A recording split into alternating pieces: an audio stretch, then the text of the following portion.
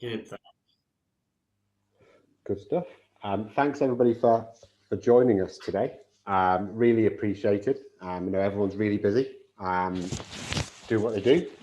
So yeah, really appreciate you guys taking time to come and join us today. I'm sure there'll be a few more that come drip feeding in as we get started. But thanks everybody, especially those who are really keen and sort of 5-10 minutes early. So I really appreciate that.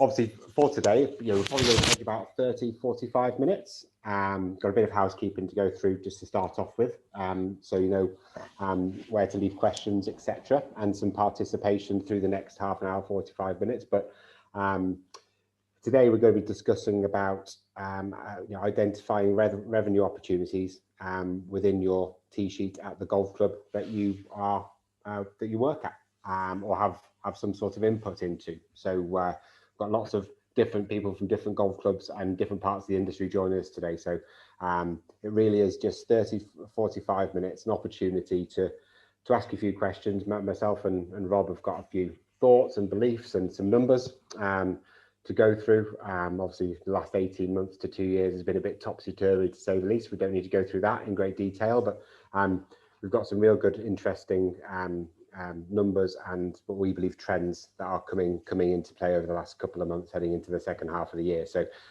be really interesting to share that. And so it really is an opportunity to ask a few questions and obviously share some information between ourselves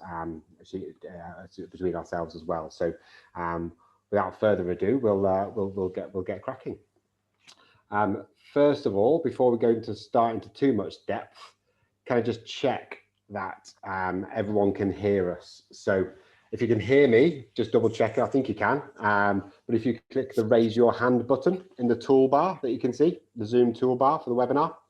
Perfect. Rob, if you want to say a couple of words to check everyone can hear and see you. Yeah, thanks for tuning in, everyone. Hopefully there'll be some relevant content in here that will help you out with your golf club operations and help you to identify the ways to use your course a bit better and generate additional revenue where there's some slack times on the course. Just to triple check, everyone could hear Rob nice and clearly there. So again, if you can just click the raise your hand button, that'll be fantastic. Perfect. That number's going up, which I can see there. So thanks everybody. We may well use the raise your hand button throughout this just to get you a bit of feedback and a bit of participation through this as well, and your engagement, which would be great.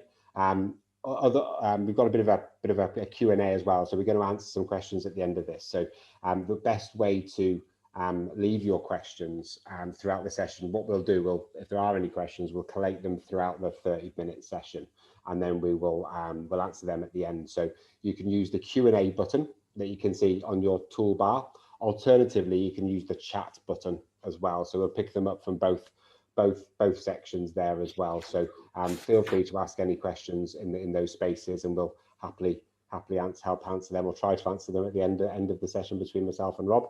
We've also got another member of our PlayMoreGolf team, Daniel Hodson, who's on the call. So Daniel's just sat in the background. Daniel will get involved throughout the next session as well. So if you want to say hello, Daniel, so your voice is known to people who are attending. Yeah, good afternoon, everybody. Thanks for the intro, Jamie. I'll pop a couple of things on the Q&A, and yeah, if I get drawn into making a comment or asking a question, I'll do that, as you said, in the next 30-40 minutes. Looking forward to catching up with people. Perfect. Thanks, Daniel. Great. So what we'll be covering today, a couple of brief introductions about ourselves at PlayMoreGolf, but also obviously our friends at the Revenue Club as well with Rob. A couple of introductions personally and obviously about our business. This isn't a session about either business, to be honest with you. It's just for those that aren't aware of either of the two organisations, it's just a little bit of an overview, and then we'll get stuck into a bit of tee time utilisation and what that means to you and to your club. How to identify some availability. Rob's got a couple of nice demos and to talk you and show you a little bit about what's going on there. Rob will have to swap a couple of screen shares at that time, which will be interesting between us at other ends of the country. What can you do with that availability? How can you utilise it? We've got some current market trends, and I've got some market trends just to show you about we've got at PlayMoreGolf 14,000 golfers that are playing golf, and we've got some interesting trends over the past couple of months in comparison to the last couple of years. Then we're going to be also looking at some utilization of your club's full members, and how you could potentially utilize a bit of spare availability and available occupancy through that, and then obviously some Q&As and answering some questions at the end as well. So just a bit about myself personally. Obviously, my name is Jamie Carroll. I'm one of the directors at PlayMoreGolf.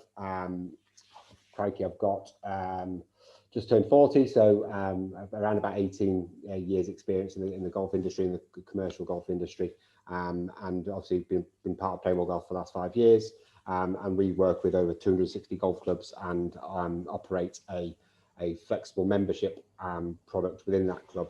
And like I said, we've got over 14,000 active members with PlayMoreGolf. Our background, myself and Daniel, was with the De Vere Hotels, which we did a product called the De Vere Club in 2010, where we sold over 30,000 memberships over a 4 or 5 year period within that organisation. So PlayMoreGolf is very different to what we did with De Vere, obviously, but obviously we've got a good number of golfers utilising our platform and golf clubs utilising our services to grow their membership at the same time. Rob, over to you for a bit of intro about yourself and what you guys do at the Revenue Club. Thanks, Jamie. So we work with 120 clubs across the country, but so the club count's not quite as established as the PlayMoreGolf one just yet. But our primary focus is to work directly for the clubs to help them to generate additional sales through their online sales channels. So focusing on better utilization of their tee sheet, using the online software that the clubs have at their disposal already, to make the most of their online sales, and then more effective use of their digital marketing channels through email, social media marketing. And then the third part of the area that we focus on as a business is reporting for golf clubs. So we log all of the data from all of the sales across all of our clubs, so we have a fairly comprehensive picture as to what's happening with the visitor golf market across the UK from the data that we collect from our golf courses. Great stuff. Thank you. Thanks, Rob. So start off with Rob, if you want to kick us off, just talk about some considerations about utilisation, and how obviously that leads on to identifying availability and opportunity. If you want to kick off a little bit on this slide. Great, thanks.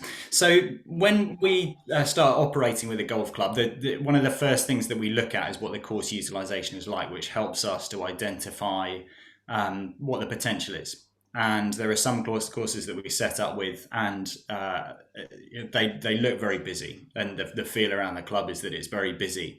But when then you start digging into it, you can then start to identify that there's patches of availability where the course is not particularly well used. And clearly this is the golf club's primary asset. If used to better effect, it's got more revenue potential for the golf club. So I see that as one of the core elements of our role when we're working for golf clubs, is to make better use of the spare capacity that there is out there.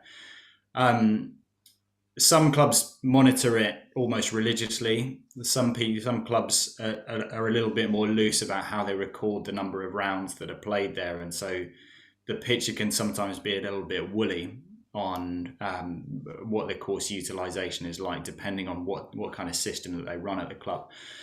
Usually you can get a fairly good impression, and there's actually quite a lot of consistency from one club to the next as to what the playing patterns are.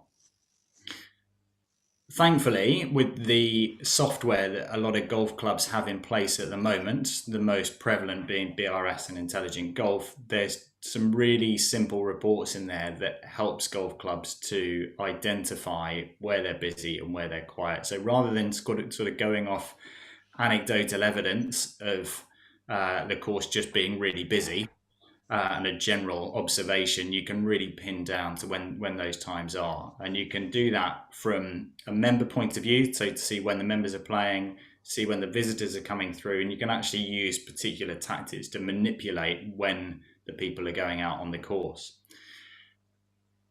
There's also really quite big fluctuations in when people are playing according to seasonality and time of year. And the current situation is a classic example where there are tons of people playing golf after work, and we saw this happen a lot last year. That there's a lot of people that are sort of adopting that post work round, which is leading to sort of some quite interesting changes in when people are going out. So it's not like it's a consistent thing. Course utilization is changing all the time. And then clearly by having the ability to identify when those quiet times are, then golf clubs can act a bit smarter in order to target them and ensure that they are not disrupting their memberships and their core customer base of their members by making sure that they are sort of steering people into those quiet times on the course. So if you could just flick onto the next slide there, Jamie. This is an example of kind of one of the initial exploratory reports that we put together for the clubs that we work with. So this is a very typical club that we work with, and if I could run this same report for probably 90% of our courses, and it would be a very, very similar pattern. So this identifies all rounds played over a set period of time at a course. It happens to be one in Essex. Where clearly there are the tee times on weekend mornings, as you expect, are almost entirely used up to about 11 o'clock in this situation. They're very highly utilized between 9 and 11 on weekday mornings, Tuesday, Wednesday, Friday. And then, as I alluded to before, there's a significant volume of play after work, twilight rounds between Tuesday and Friday. But around those times, there's plenty of spare capacity. The key thing I think that is probably helpful to draw your attention to is these weekday afternoon times. And this is pretty consistent across most courses, where there is this slack period from about midday through till 4 o'clock during the week, and then on weekend evenings when demand tends to be low in most areas. There's been this really quite a big shift in an increase in post-work rounds from 4 o'clock onwards. You can see it gets quite busy there. And we saw this happen a lot last year, where more people, we think, are working from home, that they've got the ability to manage their own time a lot better, more flexible working patterns. And so those are actually turning into some of the busiest times of the week. So if you look at the rationale that some golf clubs have kind of continued with, in that they're still pricing these times at 4 or 5 o'clock as their twilight rounds, as their cheapest rounds, then actually it may not necessarily be the best tactic. And there's actually potential to charge more in those times, generate a higher yield per golfer. And actually the times to target are the weekday afternoon rounds and the weekend evenings. And there are still some clubs that we deal with where you'll point out to them that actually the weekend evenings are their quietest times, but they'll say, well, no, but that's the weekend. Like, we've got to charge a weekend rate here, which is more expensive, which, it doesn't make much sense when that's really where you want to generate the additional revenue away from the member play, and ensuring that if you are taking green feed bookings in those busy times, then you're actually charging top whack for it, and people are paying a premium. It's probably fair to say, sorry, Rob, fair to summarise as well, those red times specifically on Saturday and Sunday mornings are, members with unlimited availability, if you like, 7 days a week, almost scrapping for the same time. And that'll be prior to 11 a.m. on a Saturday and Sunday morning. Obviously, this is a real time utilisation map recently. That'll be a fair assumption to make, wouldn't it? And I suspect that's probably got worse for golf clubs and golfers over that time, over the last 18 months, because of COVID and the uptick of golf memberships that have been sold, and people joining golf clubs with full access rights to the golf course. Yeah. That'll be fair to say. It's so true, and you can see that then leads to a subsequent opportunity in the other times where people have potentially more flexible working arrangements. I think that, you know, it's a great opportunity for people to sell flexible memberships and 5-day memberships in those quieter times on the course. And there's not hopefully going to be this sort of continual scrap over those weekend morning times, which you only have a certain amount of capacity on that first tee, and there's only a certain number of people that you can really accommodate for those 7-day memberships. But speaking to numerous golf clubs, you know, I think the main common feedback is even those times pre-COVID and the uplift they've seen, that's always been the way, because people who have a full unlimited access golf membership, if you like, a 7-day membership or something equivalent, those times have always been busy anyway. You know, I've always been. So, you know, say the average over a Saturday and Sunday morning there is 98%. You know, even pre-COVID times, it might have been 95%. They just got, unfortunately, more people, you know, doubly so scrapping for those tee times, which obviously can lead to a bit of upset with customers potentially, because they have joined for that access to be able to do that, which is a common, I would say, a common occurrence of clubs that we speak to, based on, especially over the last 18 months. And, you know, obviously at the moment it's very different this time this year, you know, on the 22nd of July is very different to the 22nd of July last year, for example. But that's definitely a common thing we run across. Are you okay to share your screen, and just obviously without going into too much detail? And there may well be people either on this attending today or watching this back at some point in the future that aren't properly aware of how to run a utilization report. So do you want to share your screen if I stop mine, and you can sort of like go as far as you're comfortable with, because obviously we don't want to share, don't overshare too much data from a golf club as well. So if I just stop sharing my screen and hand that over to you, Rob. No problem. Can you see that okay? Got it. Good stuff. So if you're an Intelligent Golf user, it's a pretty simple report to run. So the key report that you need to look into is this one, member usage. So you obviously go into your tee times booking section, click on member usage, and then it's this tab just here, tee time, day, hour analysis. Click on that one, and then you set the parameters, the date parameters for the period that you want to look at, and it will give you the full data here. Now the initial report will give you the data of all tee times used. And then at the same time, you can divide it up into member usage and drill down into visitor usage as well, just to identify them on their own. So we would usually, when we're putting together a price structure, we'll look back at, let's say we're putting together a price structure for the beginning of a summer period. We'll look at what the course utilization was like in the equivalent period the previous year, to give us a forecast of what the anticipated course utilization will be like.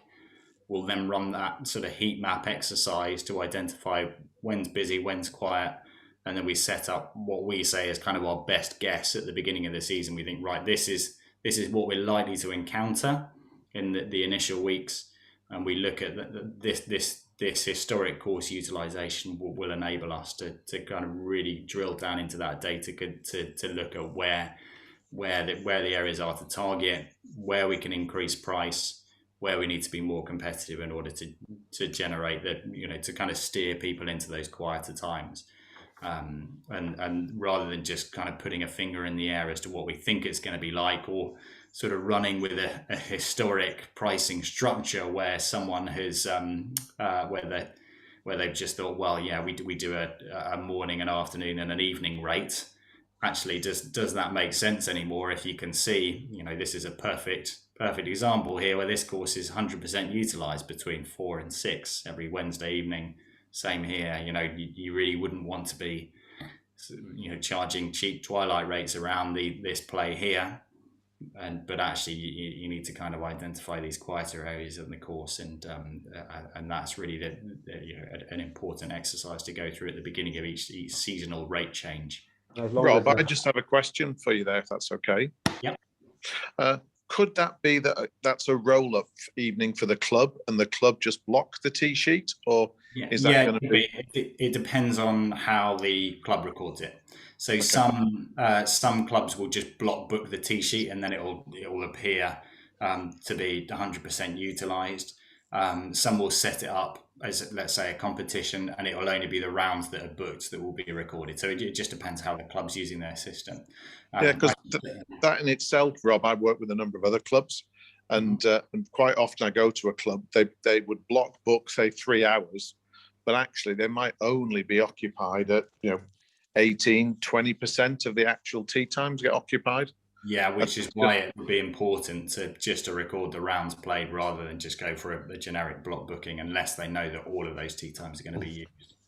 And with the ability with booking through either How Did I Do or either Intelligent Golf or BRS, clubs have the capacity, don't they, to book individual slots versus tee times. They can block book, and then individuals can book into a slot or a space, and that would then give them their true occupancy. That's right. Yeah. Yeah, I should say also there's a very similar report available in BRS. It's actually the first one you come to when you go into the report section of BRS, which is titled something like tee time usage, and you just literally follow your nose on that one, and it gives you a similar kind of occupancy chart like this one. So yeah, very very simple to get into. Yeah, can't recommend the clubs enough to do this if you don't do it already. And obviously, if you've been using a system for tee time bookings for a longer period of time, to go back potentially to get a real look at trend over a period of time, because obviously we'll come through a couple of stats about this year versus last year at the same time, but go back in previous years as well to get a really good handle on what that trend has looked like in, dare I say, slightly more normal times. So to get a bit of intelligence on that basis, and exactly what Daniel mentioned there about member tee times and being blocked out. We've got a little bit of an exercise to for a bit of a takeaway for everyone who's watching this to take a look at. But after towards the back end of this session as well. So we'll come on to that very shortly. So I'm just going to share my screen again. We'll move on. Obviously we've come to covered off a little bit of this already, Rob. But do you want to, in terms of price, you talk about pricing, and I can touch base on what we do with clubs in terms of setting up their points tariff. I'd say that like this theme is probably common to both visitor play and flexible memberships, where you can influence where you want people to play. So if you're only, you don't really want to get too much visitor play coming in amongst those peak member times, the key thing is to identify that there's the opportunity to increase your prices in those times, and then steer people. Golfers are so price sensitive, and you see this with these utilization patterns that we run. There's often quite a big change in the level of utilization between one price point and the next, even if the difference between those two price points is only £2 or something like that. Golfers will hold on for an extra half an hour just to save themselves that additional cash. So it's worth being mindful of that. But the things to consider when putting together those pricing structure is what golfers are prepared to pay to play the course. So what is the market value of your golf course? And we often find that there's quite a disconnect between what the golf course, or the people who are making the decisions at the golf course, consider what the course is worth versus what the local market's prepared to pay for it. And there's a whole load of determining factors aside from just the quality of the course. It will be based on what the going rate is for the local area. So it's important to do fairly comprehensive competitor analysis to ensure that you're pitching yourselves at the right level in comparison to the local market. That's not to say that you need to just go out and undercut everyone, but you need to make sure that, if you're a slightly better course than the other ones in the area, you're not so far away in terms of your pricing from the other courses in the area that people aren't prepared to pay that amount extra.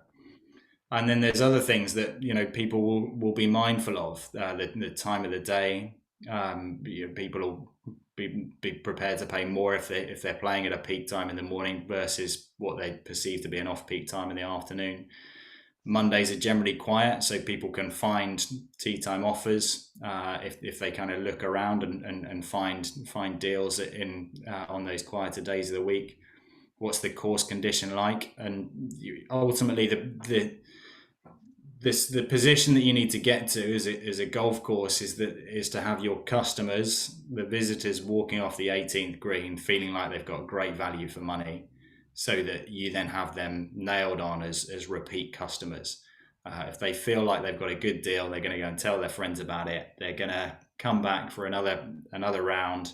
And I would suggest that a lot of these people that come to play the course are probably aspiring members, but right now they might be a little bit time poor. They might have other commitments. And so when they get to that point, that stage of their life where they're able to make the decision about becoming a club member, or even just taking the partial step to becoming a flexible member and committing a little bit more money to it, that you're the first club that they come to because they've had a great experience and feel like they get good value for money every time they come to the course.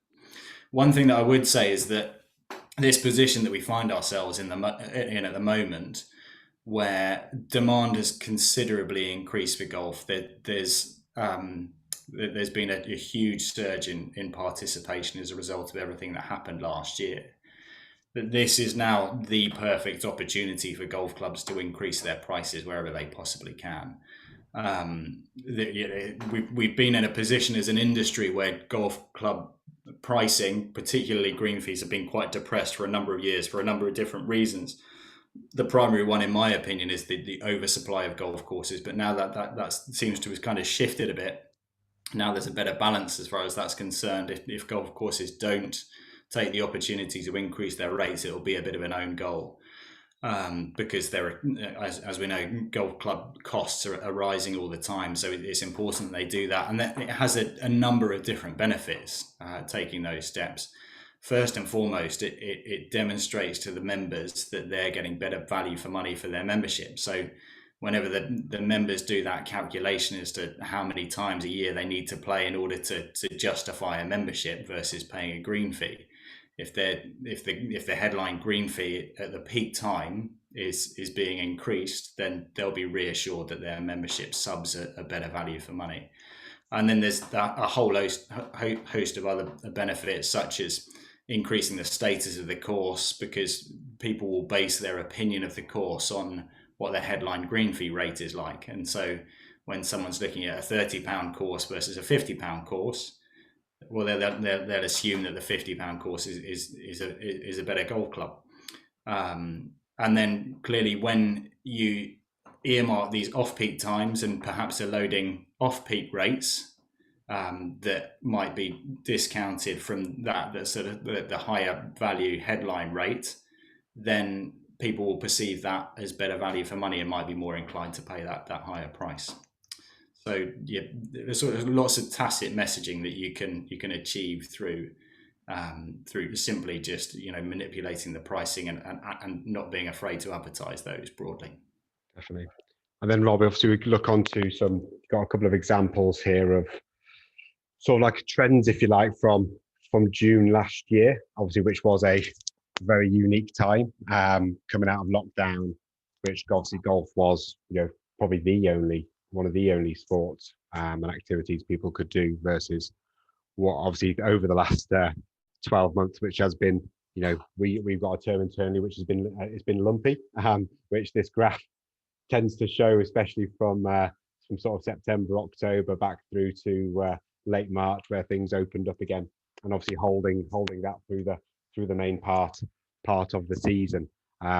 So obviously this shows, I believe that the red line is Ogbourne Downs Golf Club, and we happen to work with Ogbourne Downs as well.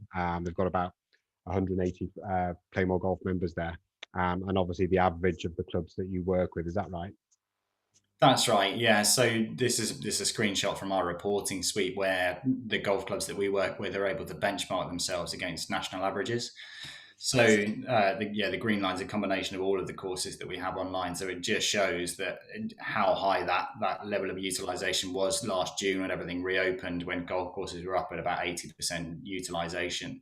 And then there was this kind of steady decline as things started to open up over the course of the summer.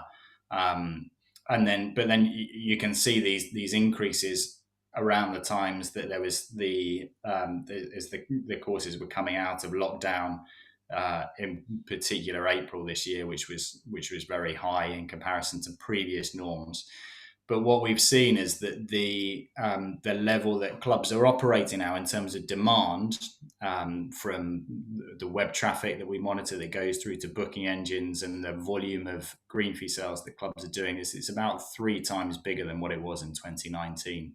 So these levels that we're looking at here across 2020, the summer of 2020, and what we're now witnessing in the summer of 2021 are really encouraging signs for the golf industry overall. There's this big surge in participation in online sales as well. I think obviously Rob, just a question again, if that's okay.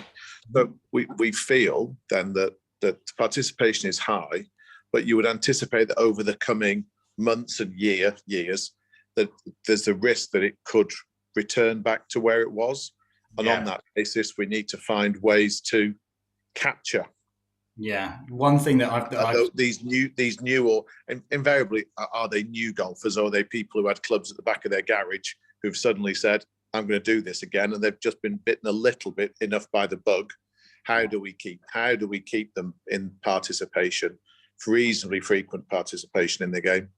Yeah, there's certainly an opportunity as far as that's concerned. So we monitor the demographics of the people that go through the booking engines of our courses, and there was the biggest growth area with the 20 to 35 year olds last year. So again, it was what the golf industry was crying out for, was how do we get younger golfers in, because everyone's sort of talking about this rising age of the average member.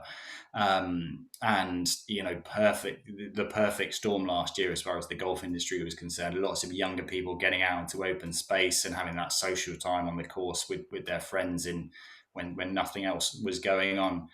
It would be a massive own goal if the golf industry didn't fully take advantage of that. And in my opinion, the best way to do that is through some fairly robust CRM operations. So making sure that golf courses are capturing the data of these new customers, or lapsed customers that are coming back to the course, and then actively communicating with them. So kind of seeing them as an extension of the membership in some regards, getting those new visitors close, developing closer relationships with that visitor base, so that they become you become their regular club, whether that's as a visitor, at least they're spending money at the club, or hopefully then taking it a step further into flexible membership or full membership. Well, the other thing that I've seen, Rob, through that younger age group, is that because an awful lot of golf clubs offer sort of membership, heavily reduced membership pricing for people aged, say,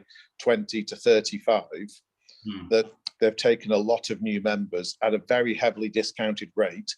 But of course, they're playing lots of golf, and they're adding really significant pressure to those 8 and 9 o'clock tee time demand on a weekend morning, aren't they? And they might be paying as little as half subs, but that doesn't mean they play less.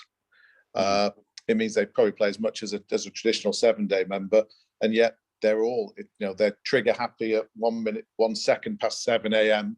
this Saturday for 2 Saturdays time, and it doesn't necessarily even out that utilization and occupancy of the golf course, does it? It just applies more pressure to what is already a really busy time. So just something for kind of clubs to consider. Definitely, yeah. There's definitely been some big changes in the market overall, and so I guess where golf clubs had sort of historic price structures that they didn't necessarily adapt because people were sort of properly caught on the hoof with these new playing trends, it's certainly the time to take stock and realize what the best steps are to take. There's certainly a few clubs that I've seen, slightly worryingly, that are kind of taking backward steps and saying, actually, now we're full. We've got a full membership now. We're establishing a waiting list, and they're kind of regressing into that old traditional private members club that gave the industry a bit of a bad rap, and was kind of led to some of the issues that we were experiencing before the pandemic. And actually, what we need golf courses to do is to continue with that all-round inclusivity. And as I say, I think a lot of these people that play on a flexible basis, nomads, whatever it might be, all of those guys are, they're like your future membership sales funnel, and you've got to keep feeding them into that spare capacity in the course rather than just keeping them at arm's length with inflated rates or just keeping things a little bit too exclusive. I think In a couple of years' time. Yeah, and obviously looking at this, I know we'll come on to a couple of numbers that we're and trends we're seeing at the moment with our golfers, is that obviously the utilization is still obviously fairly steady at the moment since opening back up on the 29th of March, which would make sense because time of year, seasonality, weather, etc.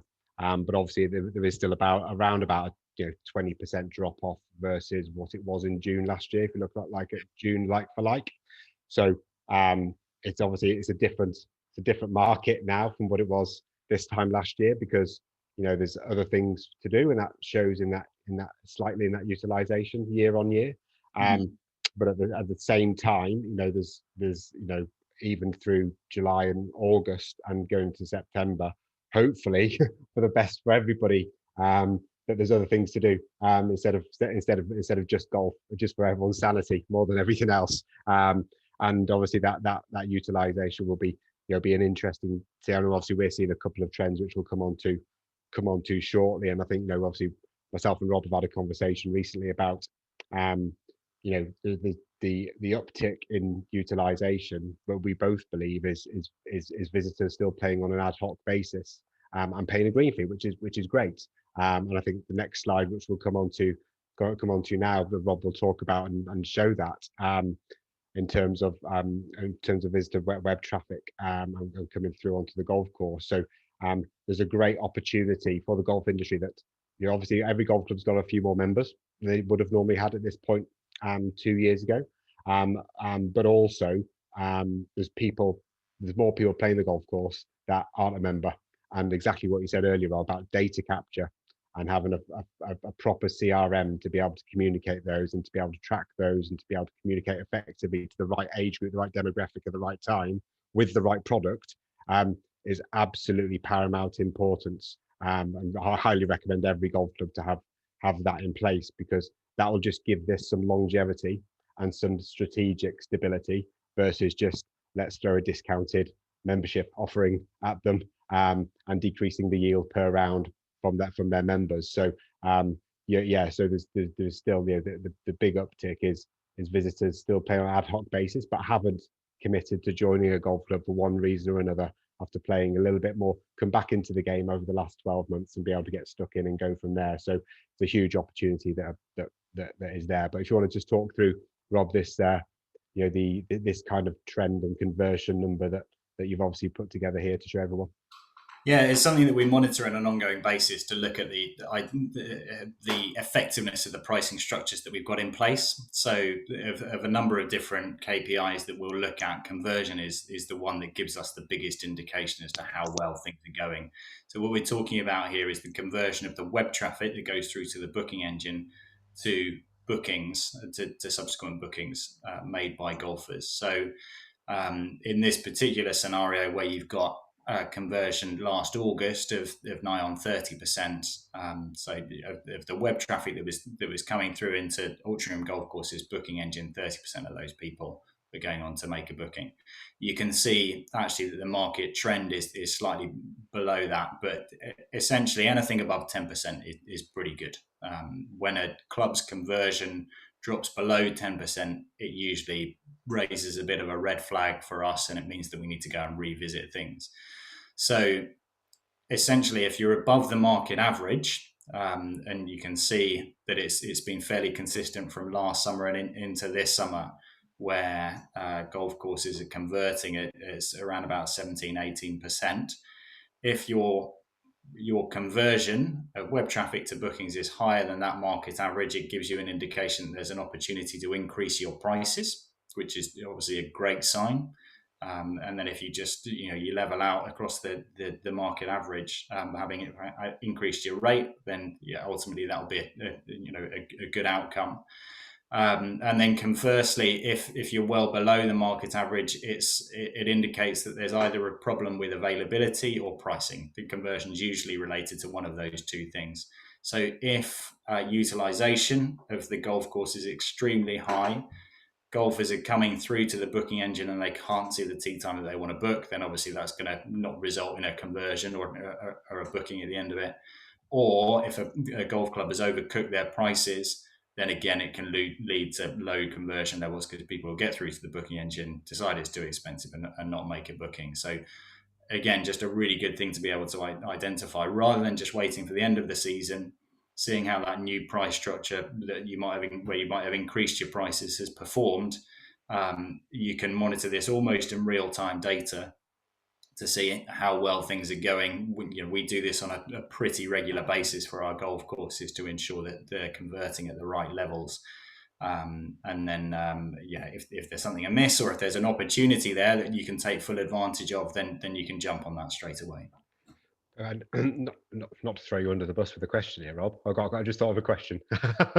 In terms of, obviously, this is conversion percentage. In terms of kind of web volume, if you like, that obviously converts at this. What sort of trends have you seen, and what sort of trends would you normally see going into the back end of the year, sort of the back end of the summer, autumn, winter, in terms of volumes of web traffic? Massive variety. What we monitor is web users per month. Yeah.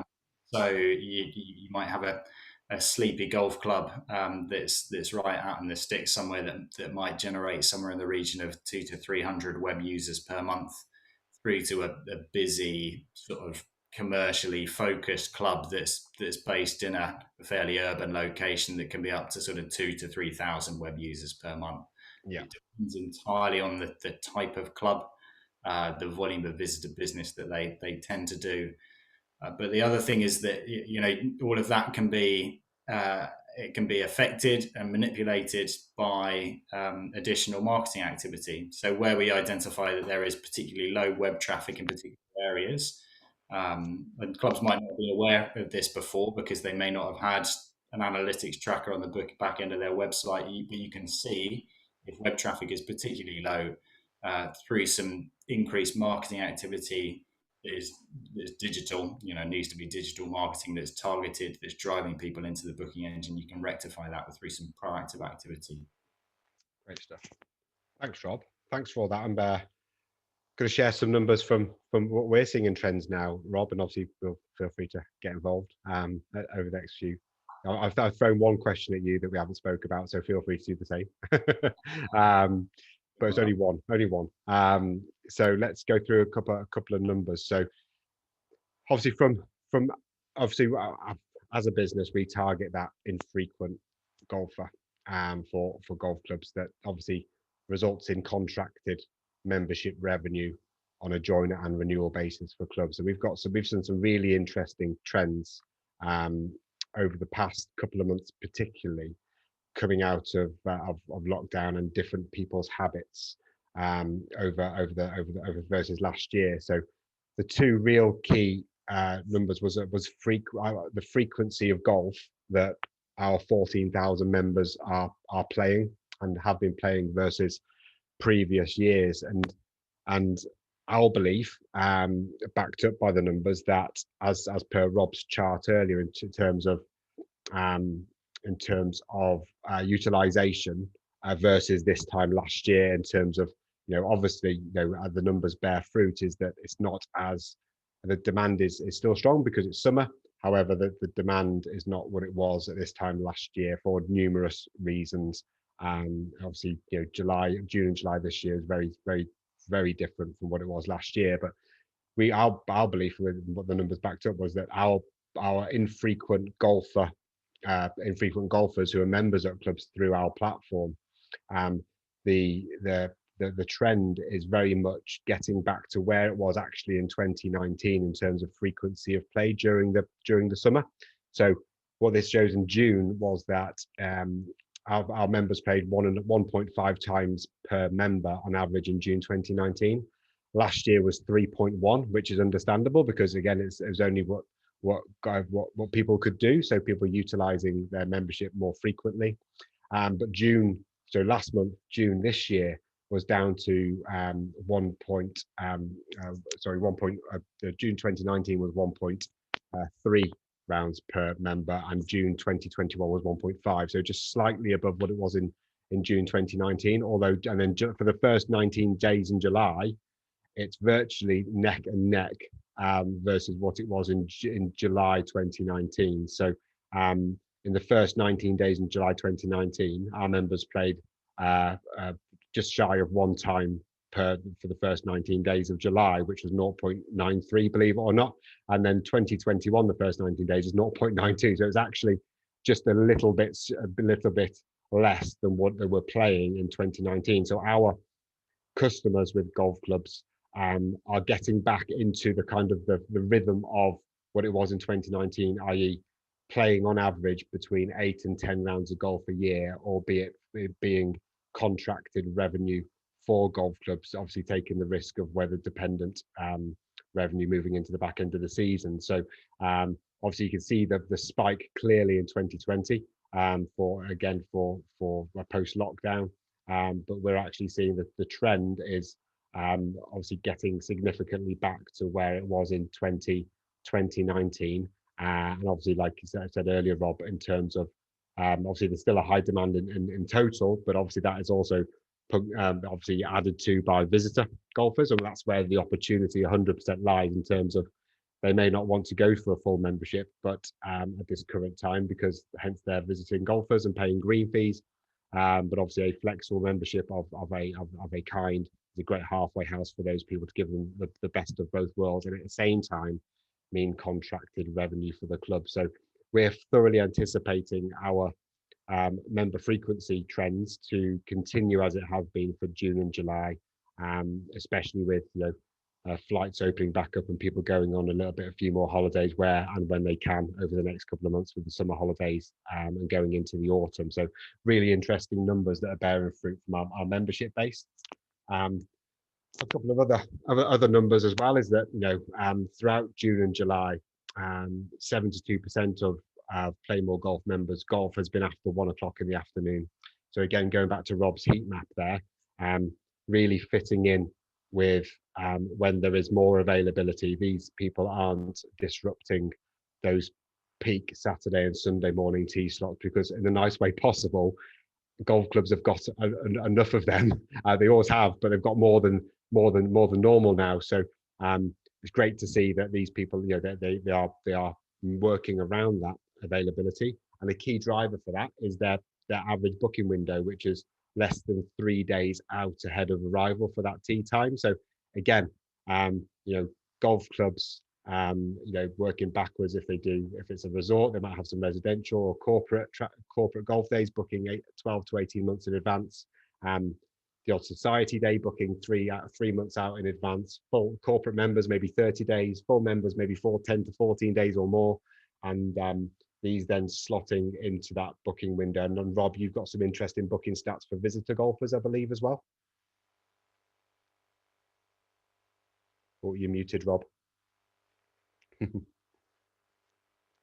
Sorry. Yeah, you tend to find that the booking window varies according to a few different factors. It's a longer booking window for weekends. People tend to plan ahead for the weekend, whereas during the week it's a shorter booking window. So weekend booking window we usually work on 3 to 4 days is the average, whereas it's only 1 to 2 days during the week. So it's a bit more of an impulse buy.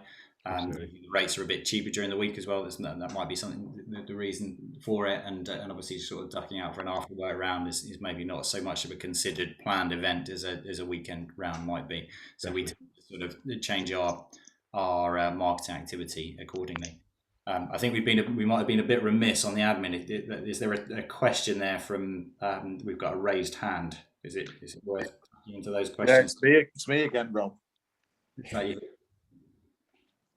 It was just to ask Jamie. Jamie, are you seeing clubs who are doing a couple of things? Are they monetizing waiting lists by asking people to join some sort of a specific category to be on a waiting list? And are you seeing, we talked a little earlier about intermediate categories, are you seeing people closing intermediate categories and opening, again, different categories that could sweep up that golfer with slightly less access to the golf course?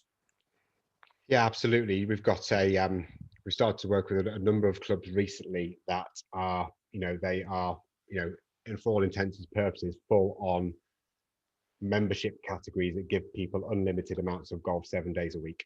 And absolutely, they're in essence using us to exactly what you said there, to monetize a waiting list, to then move into that, an unlimited, full fat, full paying category as and when that opportunity arises.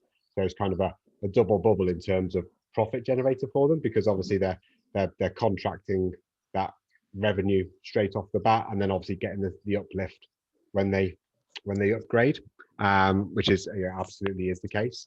And obviously, yes, there's we've got a little bit of an exercise coming up shortly about clubs, what clubs could look at in terms of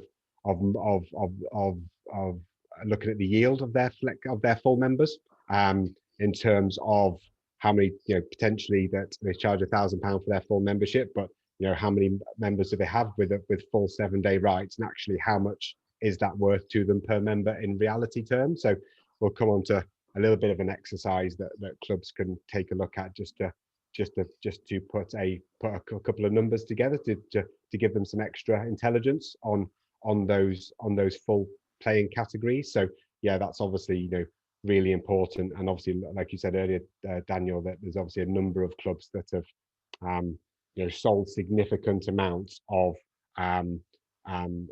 membership categories and to new members that potentially aren't, I call full fat, paying the full headline rate because of different reasons and different strategies at clubs. So we'll come on to a little bit of an exercise that clubs can potentially take back and do a bit of an analysis to give them a true figure on that.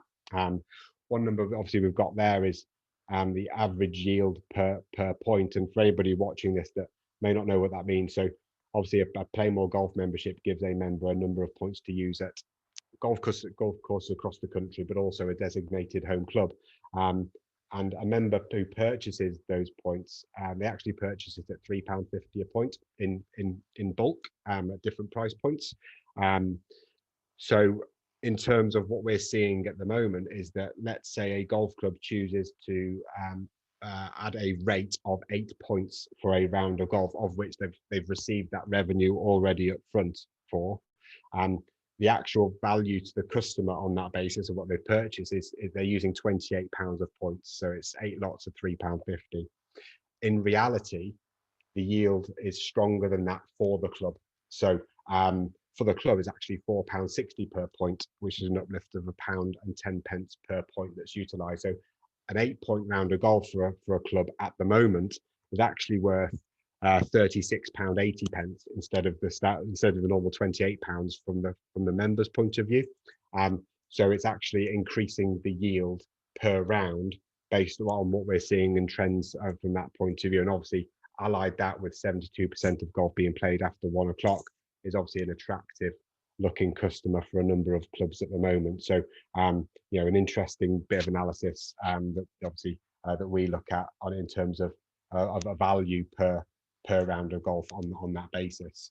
In terms of just some summary of current trends, obviously, that we spoke about there, we're seeing member frequency less than half in June, and less than half last month than it was in June 2020, and obviously the levels are very similar to June 2019.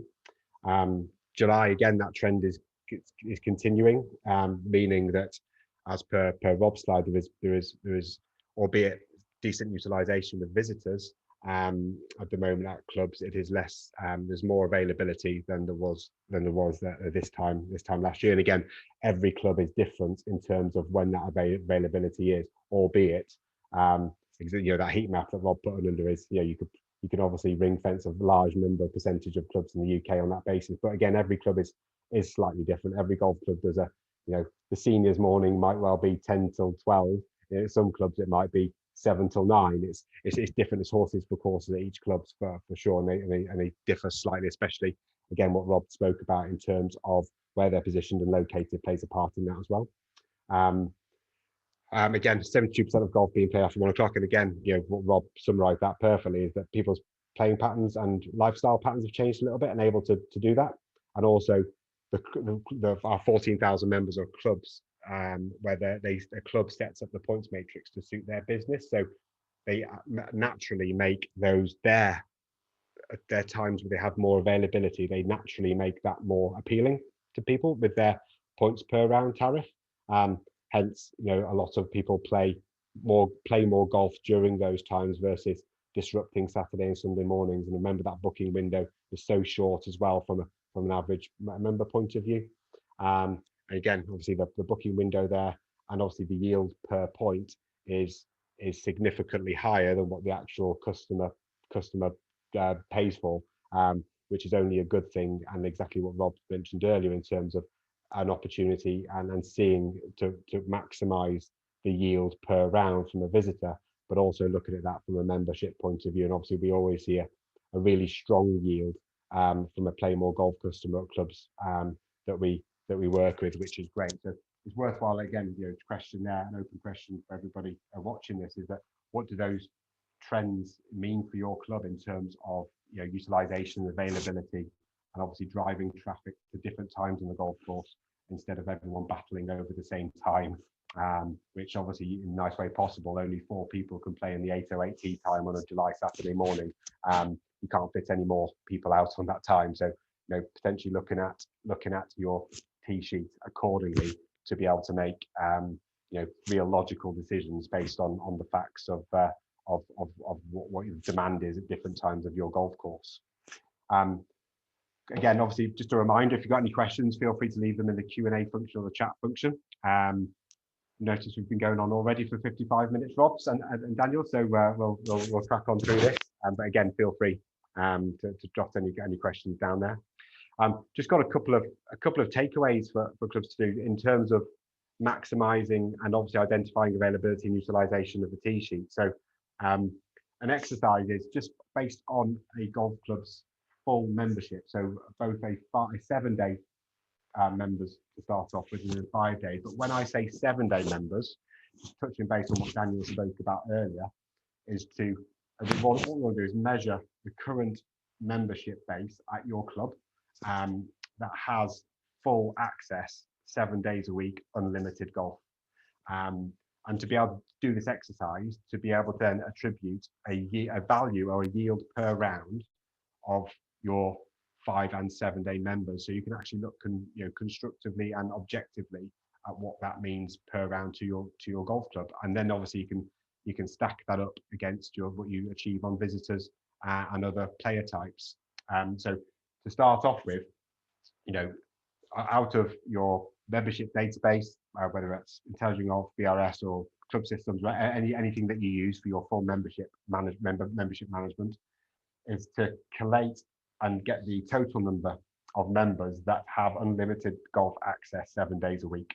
So juniors, intermediates, 30 to 34-year-olds that get a discounted rate, students, corporates, any membership categories that has an opportunity to play 7 days of golf a week, but give you access to play on a Saturday morning. They actually have access to play on at different times of the week on top of that, but in all intensive purposes, they could play on a Saturday or Sunday morning. Then you're able to run how many on an annual basis of those active members in those different categories, how many rounds of golf do they play a year, and total them up of that membership database. And then also finally calculate the total annual revenue that you receive at your club that from those members that have that access to your tee sheet anytime they want to, 7 days a week. Then it's a simple calculation. It's dividing the annual revenue by the number of rounds played. Obviously that will differ per member. Some members might play 200 rounds of golf a year, some might play 20, but it will wash it through as an average to be able to calculate what the actual value your club is worth in terms of to that member per round, and we call that the yield per round. And obviously we look at that every day in terms of our membership database of clubs across the UK in terms of strengthening that yield over time. So that is a really good exercise. If you've not done it before, highly recommend you taking a look. And if you have done it before, then fantastic. Feel free to share that on the chat on here. But it's a real good exercise to properly get to grips on actually, from a utilization point of view, how many rounds of golf does each member play, but also then what is that worth per round? If you charge £1,000 per membership, but you have 500 members that have access to your tee sheet anytime 7 days a week, I doubt that all those 500 would pay £1,000 because there's obviously some different categories in there. So to be able to get a good wash and a good average of that, it's a really good exercise to look at, and to be able to position what your membership is worth per round to you at your golf club. It'll be really interesting for you guys. Obviously, we're not going to see that, but it's just really good for you guys to do that, and it'll be a number that you can share internally and make some other decisions on potentially of what that looks like and what you're looking to look at from your membership categories in the future and your pricing points on that basis. Always value your membership on a per round basis as well as a total revenue number. So really worthwhile going to do that, and obviously you can pick those numbers out using your tee sheet, your management system, whether that's the normal businesses we spoke about earlier. Then also repeat that for anybody that only has 5 day a week access, and see what that value is versus your 7 day member, and obviously other player types as well. So highly recommend going about that and seeing that will add another really good number into when you're looking at utilization and driving demand. And then again, we've touched base on this earlier on, but it's another really useful exercise for you to do. And this is at golf clubs up and down the country, this is a sensitive and emotive topic of conversation.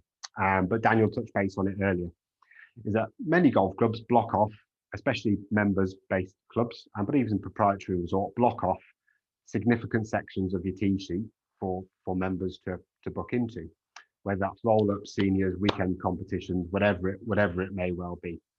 It's really worthwhile, and Rob touched base on it earlier, into analysing how much of that availability, how much of that blocked tee time is physically utilised. That really starts from making sure that you're recording those and booked rounds properly. And dare I say, there may be the odd pro that we've all come across that may see that as a bit of a chore to be able to do that.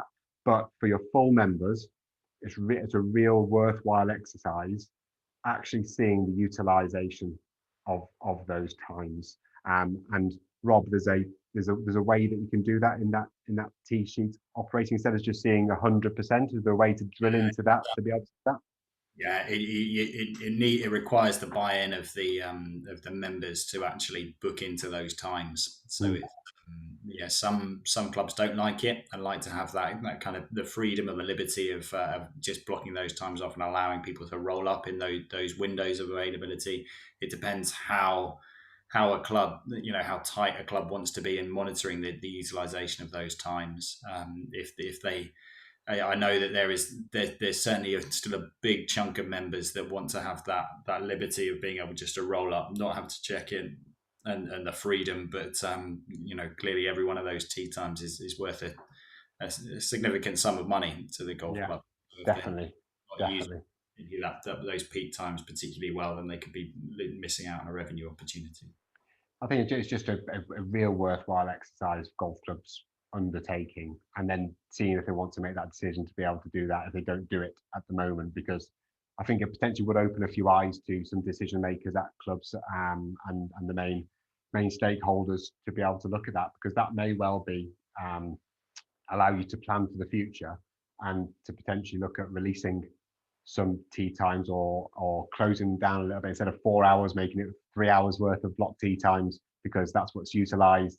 And that releases 25% then to be able to look at other customers to be able to identify that opportunity and utilization. So, there's lots of ways about doing it sensitively as well, obviously bearing in mind, but obviously this off the back of looking at the value per round for those people with 7 day members will also go into the equation while looking at blocking off significant chunks of tee times on that basis. So they kind of go hand in hand, but there may well be a way that you can obviously shrink those times and for future times. It doesn't have to happen tomorrow, but it can go into the think tank and thought process on that basis.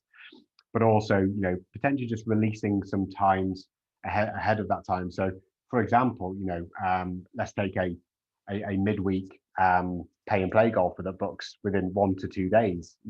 If those tee times are booked are released 3 days out, it's absolutely not going to cause any issues in terms of driving. All you're doing is making availability for people that actually book within that time. And likewise, other player types, PlayMoreGolf members, other members, instead of wanting to play in that times, and who don't want to play in that roll up or whatever it may well be for. So, so really, really good exercise to do. Again, it's an emotive conversation with a number of clubs.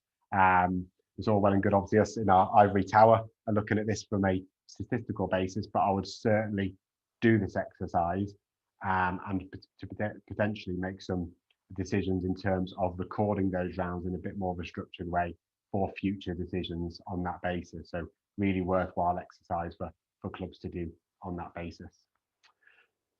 Great stuff. So question there from Bradley just about clubs that are reverting back to roll-up arrangements rather than having tee bookings, which was in some cases a necessity for some courses. Which systems are available to track utilization on that basis? Pretty much all of them can do it, Bradley. It's how you set up the system. If you're going to go for a pure roll up ball and a shoot kind of arrangement, and there's no